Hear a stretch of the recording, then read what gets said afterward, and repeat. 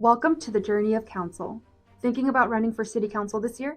Before you take the leap, let's hear directly from our current City Council members about what the role truly entails day in and day out.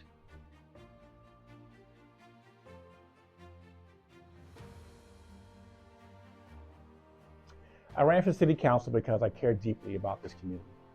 And I believe that my professional background, my life experience, the values that I bring to the table could help provide thoughtful leadership.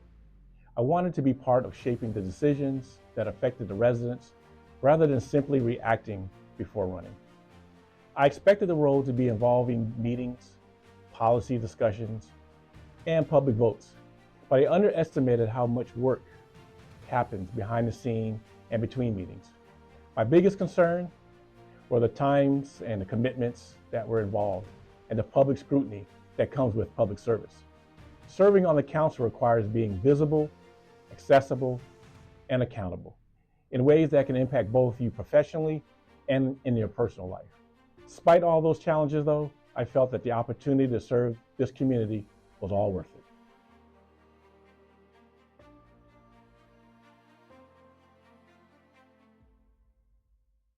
it. This can be broken down into two components, the required meetings and then optional opportunities. The required meetings, council and fire district, probably take up around 10 hours a month, plus another 5 or more in agenda review and prep. In addition, we also need to sign up for 2 to 3 committee assignments, like Napa Valley Transportation Authority or the Solid Waste Management. Each of those require another 3 to 5 hours of prep and meeting time. So overall, you can easily spend 30 or more hours per month just on the required meetings. For the optional ones, that means attending all the many community events and programs that are offered in American Canyon. You can easily fill up your calendar with such meetings. Nowhere near as much prep time, but there's still a time commitment. And then there's also the meetings you create by inviting yourself to community groups so you can talk about what's going on in the city or take questions.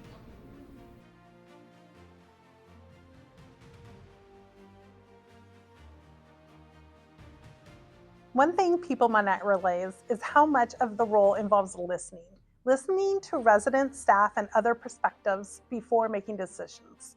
Preparation for a council meeting can take several hours. You're reviewing detailed staff reports, financial documents, and background information so you can ask informed questions and make thoughtful decisions. There's a significant amount of reading and research involved.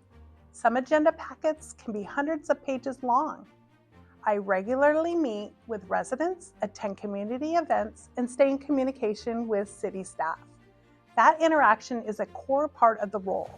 As for decision-making, while the mayor facilitates meetings and helps set the tone, each council member has an equal vote.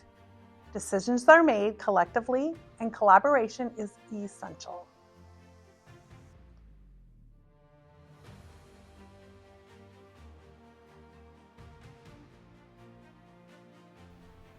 The learning curve was also significant.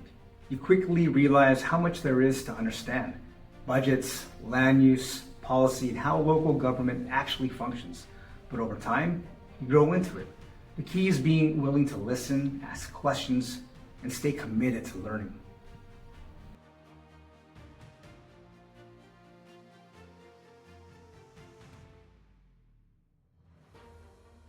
There's a lot of interaction with constituents, emails, phone calls, community events, and even casual conversations when you're out in the community. Handling complaints and criticism can be tough, especially when people are frustrated or emotional. But it's also an important part of the job. You're there to listen, even when it's difficult. I've had a few challenging situations where residents were upset about decisions or policies, and those moments require patience, empathy, and professionalism. Disagreement is part of the process, both with the public and within the council. The key is to stay respectful, focus on facts, and remember that everyone ultimately wants what's best for the community.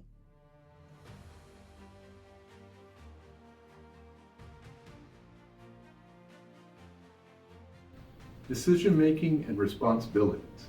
This is really why we get the big bucks. Our job is to focus on the future. What are the long-term implications from the actions we take or don't take today? We need to insist on reasonable alternatives provided by staff. And then we need to take time to consider and reflect on those options, particularly if the issues are significant, like how we grow or how we deal with traffic congestion or economic development. We don't need to rush the really big decisions. And the one ongoing responsibility that doesn't get a lot of airtime is evaluating the city manager. It is really his or her responsibility to implement council's direction. So if things aren't getting done, he or she is the person to focus on.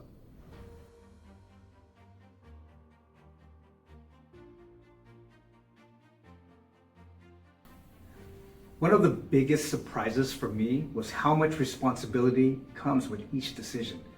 You're not just voting on items, you're making choices that impact families, businesses, and the long-term direction of your city.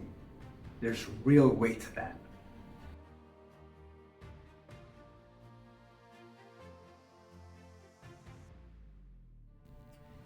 Anyone considering a run for city council should seriously think about the time commitment, the public visibility, and the responsibility that comes with the role. It's a position that requires dedication, a willingness to listen, and a genuine desire to serve the community, rather than just simply leading it. The people who tend to be the best fit are those who stay open-minded, value different perspectives, and are committed to learning. For someone entering for the first year on the council, my advice would be to be patient, ask questions, and not be afraid to acknowledge when you're still learning. Looking back, I wish I had spent more time studying the city's budget and the governance structure before taking office, as that knowledge would have really helped me feel more prepared from the start. If I could give my own self some advice before my very first council meeting, I would say, take a breath. You were elected for a reason. Listen first, trust the process, and the rest will come.